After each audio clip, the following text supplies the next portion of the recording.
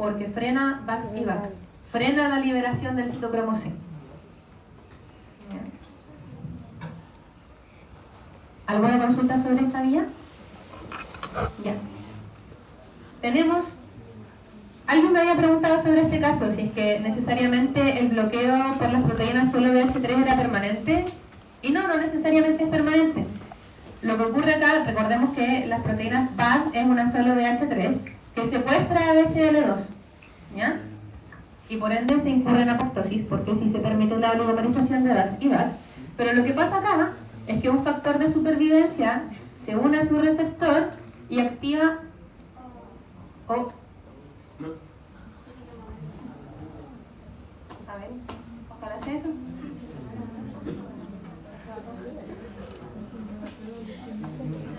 Un segundo, chicos.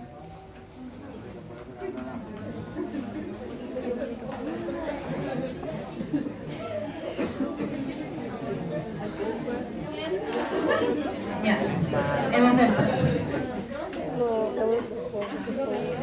Entonces, otra forma de bloquear la apoptosis, como les estaba diciendo, es mediante la unión de un factor de supervivencia a otro receptor que se encarga de activar una quinasa. ¿Saben lo que es una quinasa?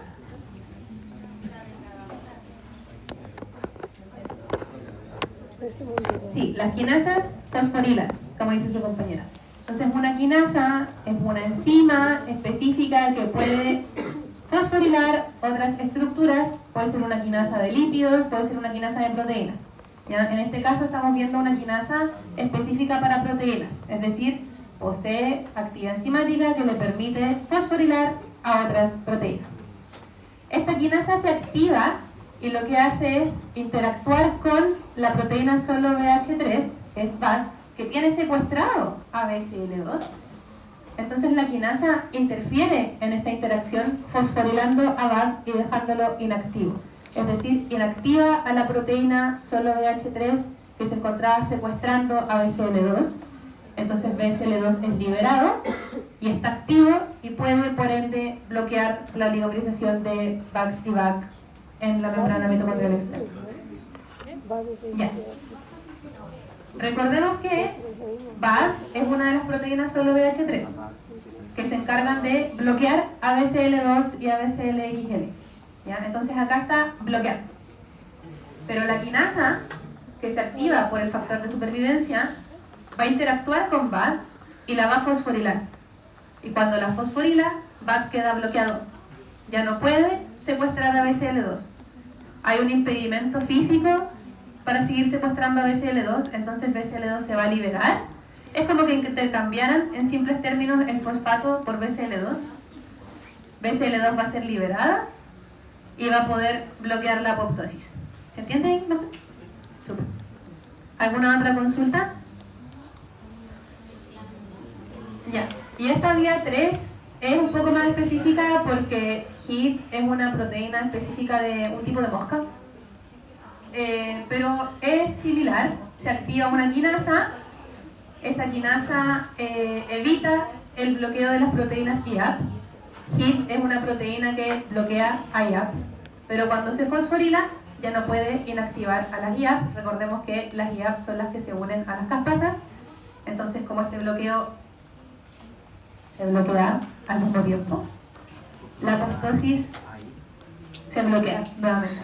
Vamos a usar esta palabra muchísimo, ¿ya? Pero recuerden que IAP se une a las caspasas y frena su acción enzimática proteolítica, pero si las IAP se encuentran libres, pueden unirse a las caspasas y por ende la apoptosis no va a ocurrir, ¿ya? Si quieren, ¿sí?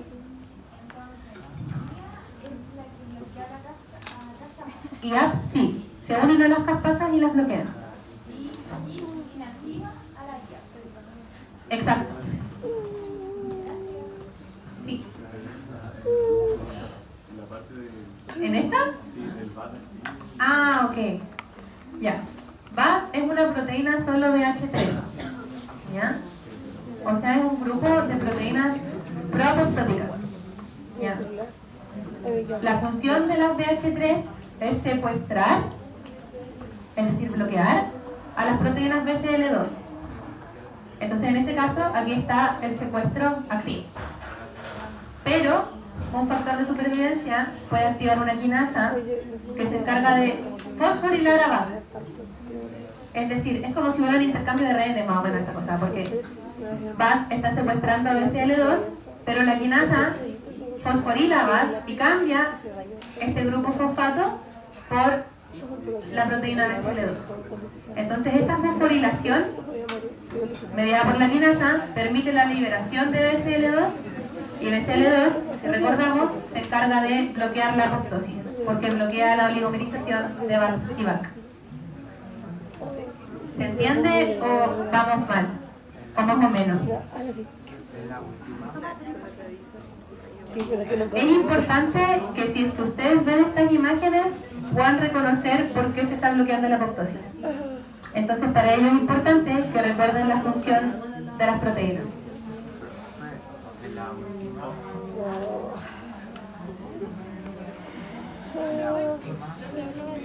Un segundo. ¿Acá? La quinasa fosforila la proteína G. Sí, exactamente. ¿Alguna otra consulta? Sí. Ya. La C es muy parecida a la B, pero acá en vez de hablar de proteínas de la familia BCL2, se habla de las proteínas IAP, que las proteínas IAP son las que bloquean las caspasas. Pero hay una proteína que se llama HIP, que bloquea a IAP. Se une a IAP y no permite que las IAP bloqueen las caspasas. ¿Ya? O sea que en condiciones normales, HIP se une a IAP y las proteínas IAP ya no funcionan. Pero ¿qué pasa? Con un factor de supervivencia se activa una quinasa que fosforila a esta proteína HIP y eso impide que se una a las IAP. Entonces las IAP van a quedar libres y van a poder bloquear a las caspasas. ¿Se entiende?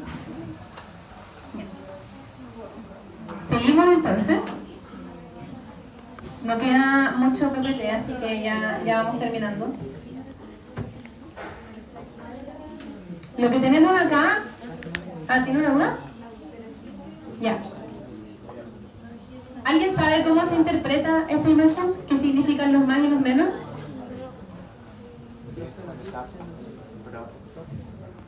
No. En este caso específico, estos más y menos se refieren a que, recuerden que nosotros tenemos, por ejemplo, 46 cromosomas, que son pares, 23 provienen del padre, 23 provienen de la madre, ¿cierto? 23 de cada progenitor. En este caso, estos individuos, cuando dicen más y menos, se refiere a que en uno de estos pares se encuentra activa la proteína APAF1, es decir, es la proteína funcional APAF1, y cuando tiene un menos es porque el gen que codifica para esta proteína no es funcional y por ende no posee la proteína funcional. En este caso, entonces, ambos genes no van a codificar para una proteína funcional y por ende la proteína no se produce. ¿Se entiende? Si tenemos solamente uno de los genes funcionales, tenemos este efecto. Si los genes no son funcionales, no se produce PAF, tenemos este efecto. Y acá lo mismo, pero respecto al gen encargado de la producción de la procaspasa 9. Les voy a dar 2 minutos para que analicen esta imagen y después quiero que me digan qué significa. ¿Qué se puede deducir de esta imagen? Eso. ¿Qué es APAF? APAF es la proteína que forma el apoptosoma. Cuando se juntan 7 APAF, se forma el apoptosoma en la vía intrínseca. Y la caspasa 9 era la caspasa iniciadora de esa misma vía. Pueden discutirlo, conversarlo.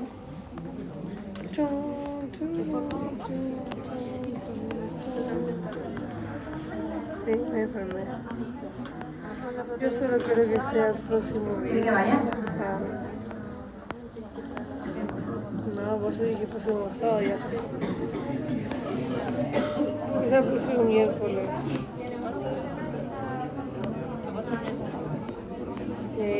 Ya. Oye, la de Mónaco es de fin del curso, ¿no? ¿Tienes la aplicación?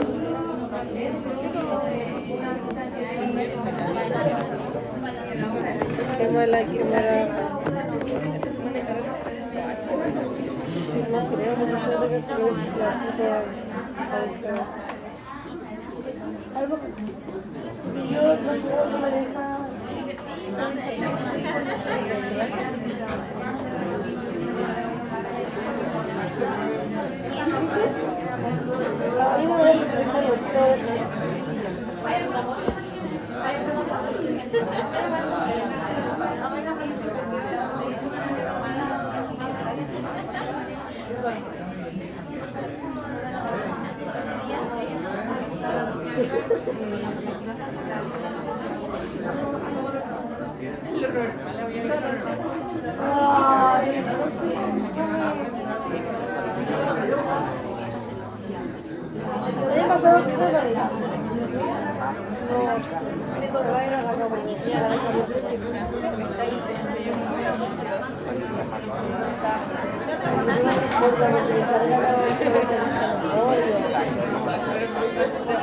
Pero sabes que dijeron ir a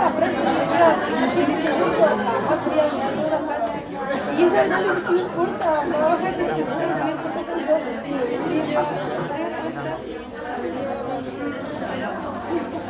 No, vale, ya. ¡Qué estúpido!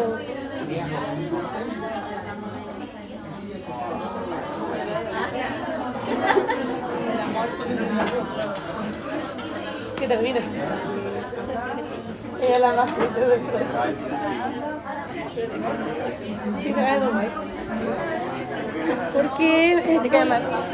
No, porque se va a enojar todo nuevo. ¿Por qué es argentino? Sí. Digo que es pesado. Yo lo encontré pesado. ¿Ya lo tienen, chicas? ¿Sí? Es que me encanta que todo, que puede estar todo el rato sobre él. Ya. ¿Por qué no hablar de Che? ¿Alguien O Bortoleto, que también tenga podría decirme cuál fue su interpretación de la imagen? ¡Ay, no! Pobrecito. Muchos problemas técnicos y de... ¿Y qué pasó acá? Ya, ahí sí. Ya, algún voluntario o voluntaria para explicar su interpretación de la imagen? ¿Sí? Víctor, cuéntame.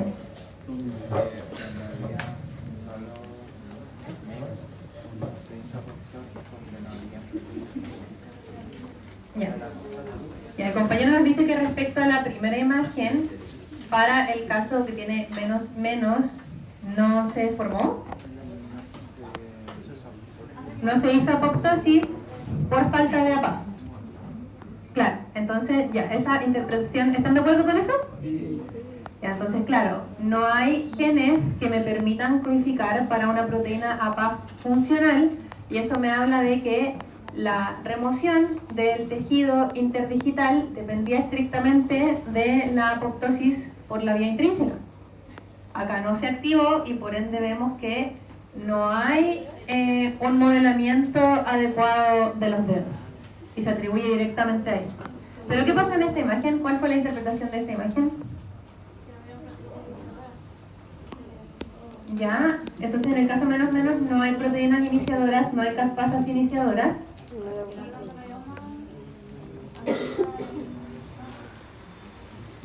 No se me de Ya, porque acá si hay apoptosoma, el apoptosoma puede formarse. No se me de esto, como dice. Ya, acá su compañera me dice que tal vez acá hubo apoptosis por vía extrínseca y no intrínseca. Ya, eso lleva al punto que yo quiero destacar de esta imagen, porque claro, vemos que en la primera imagen, a falta de APAF, no hay una buena formación de los dedos, no se modelan bien. Pero acá falta la caspasa 9 y vemos que si bien hay una diferencia, no es tan eficiente, el modelamiento no es tan bueno, pero igual se separan los dedos. Entonces eso nos habla de que hay alguna especie de mecanismo que reemplaza las funciones de la caspasa 9.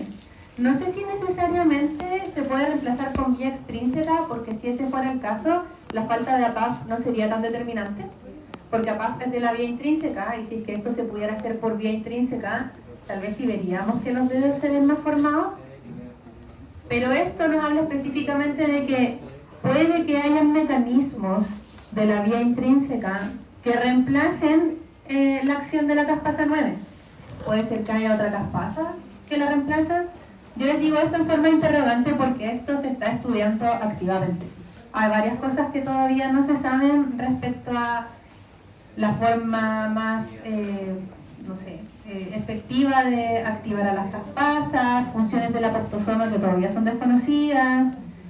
Entonces no se sabe a ciencia cierta qué mecanismo o qué proteína puede reemplazar a la caspasa 9 para que esto sí se logre. ¿Se entiende el punto? Así que la recomendación es que si les interesa la apoptosis, lean papers al respecto, siempre pueden pedírmelos, es un tema súper interesante y les ayudará a comprender más a cabalidad esto, pero es completamente opcional, recomendación mía. Si no se rompen, no pueden irse las Ya para ir terminando, esta parte la vamos a ver un poco más rápida porque son más mecanismos, pero específicamente en neuronas existen los factores tróficos, ¿lo han escuchado?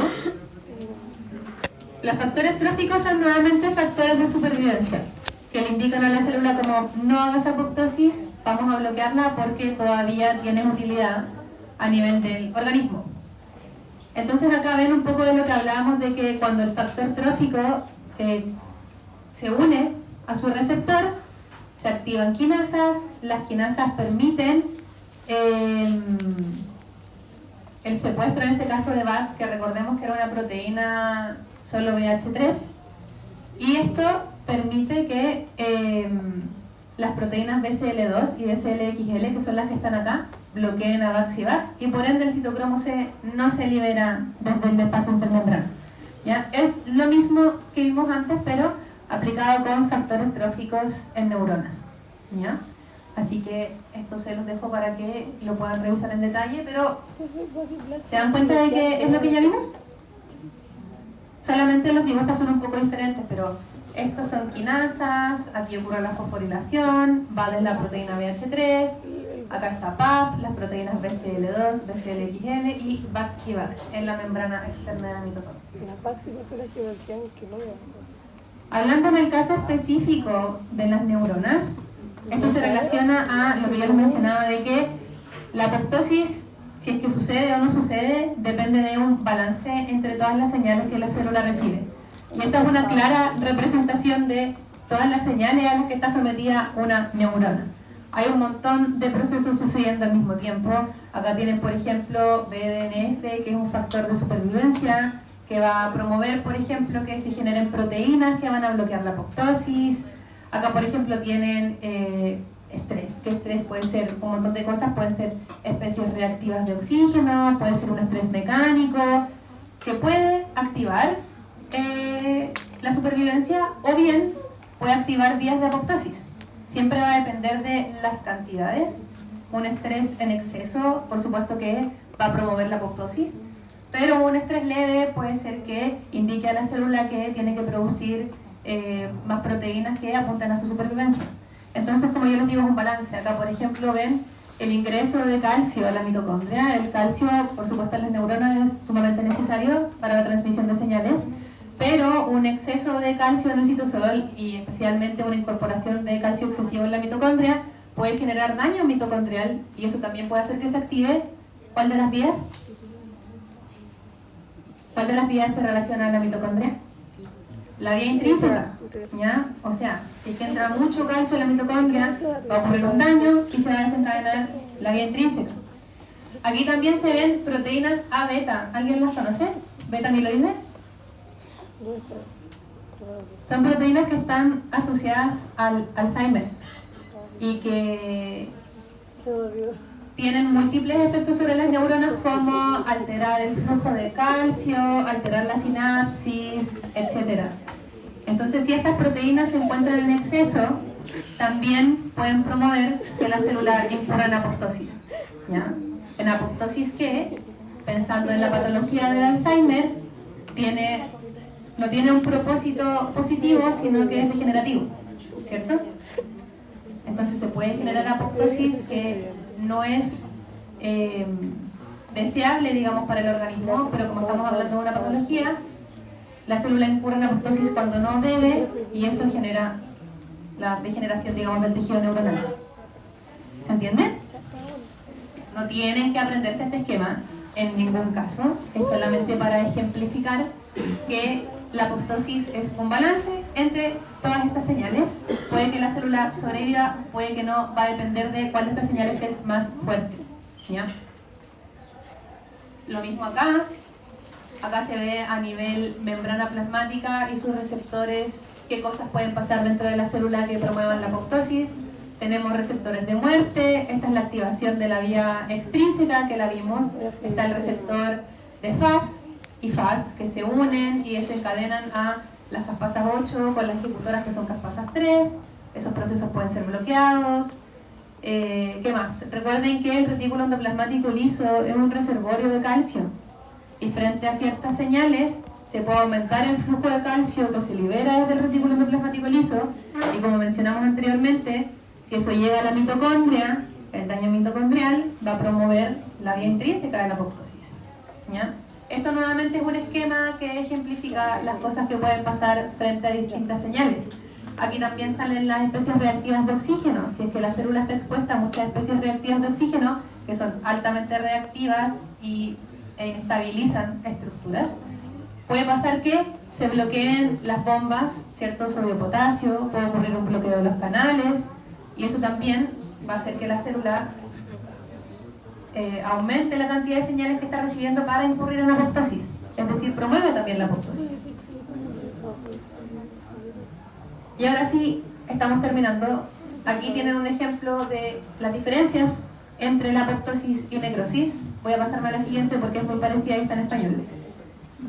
Diferencias principales. El estímulo de la necrosis es una agresión, puede ser accidental, puede ser una lesión que va a hacer que la célula se rompa, y que la célula simplemente se rompa implica un montón de consecuencias, como por ejemplo que el material celular se va a liberar al medio y eso va a generar procesos inflamatorios, va a afectar a las células vecinas, va a afectar al tejido. Con la apoptosis no es así. En la apoptosis la célula se achica y se consume desde adentro, ocurre una escisión controlada de las proteínas, del ADN, el ADN se condensa y se forman vesículas que pueden ser fagocitadas por células vecinas o por macrófagos, ¿ya? En cambio, la necrosis es una explosión de contenido celular al medio extracelular, entonces se va a activar todo el sistema inmune, incluyendo células inflamatorias y células vecinas podrían llegar a incurrir en apoptosis. Imagínense, se liberan iones, se liberan enzimas que afectan las membranas de las células vecinas. Entonces esa es una diferencia central entre apoptosis y necrosis. Requerimientos de energía, la necrosis ninguno, solo sucede. La apoptosis es dependiente de ATP, varios de los procesos requieren de ATP o GTP para funcionar y por ende la mitocondria debe seguir activa hasta cierto punto en la apoptosis, ¿ya? En cambio en la necrosis, como todo el contenido celular se ve afectado, baja rápidamente la producción de ATP. Entonces la célula ya no cuenta con ATP para los procesos. ¿Qué más? Histológicamente, la necrosis involucra instantáneamente la lisis de organelos, membrana, etc. Pero en cambio, como yo les mencionaba, en apoptosis ocurre una condensación de la cromatina y cuando dice cuerpos apoptóticos se refiere a que se generan vesículas con contenido celular para que esas vesículas después sean fagocitadas por macrófagos o por células vecinas. Es muy ordenado, está todo programado y señalizado correspondientemente. Y claro, la fagocitosis no significa que en apoptosis solo sean células vecinas, pero mayoritariamente sí lo son y los macrófagos que se reclutan son específicos para esto. Y son, obviamente se reclutan en una menor cantidad que en el caso de la necrosis. Y por ende, como también ya les mencioné, la apoptosis no genera inflamación y la necrosis sí. ¿Alguna duda respecto a las diferencias o se entiende en general? ¿Sí? Ya los veo cansados. Mucho contenido. Ya chicos, chicas, con eso terminamos hoy. Si alguien tiene alguna duda...